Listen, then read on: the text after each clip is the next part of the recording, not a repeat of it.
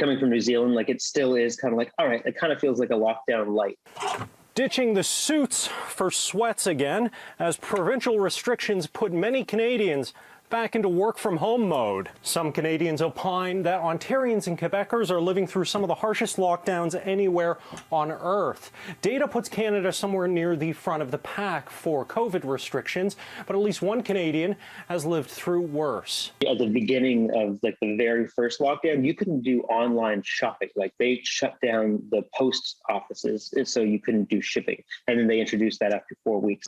Josh McConnell is a Canadian who lived in New Zealand for the last 2 years, but is now back in Toronto. In that time, McConnell lived through one of the world's longest lockdowns in Auckland and saw measures Canada couldn't even contemplate.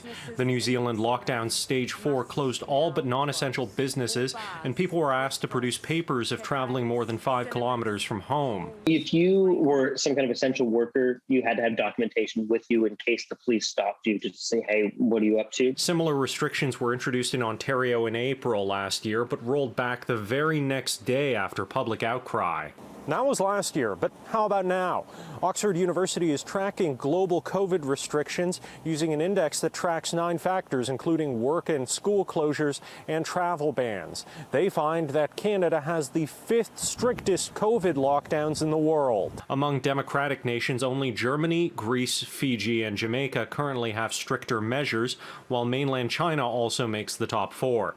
McConnell says that while Canada's lockdowns differ from New Zealand's, the frustration remains the same. It's this back and forth, right? You're just like, when is it going to end? And any restrictions is still not the norm. And I think that's the big thing. In Ottawa, Shaoli Lee, City News.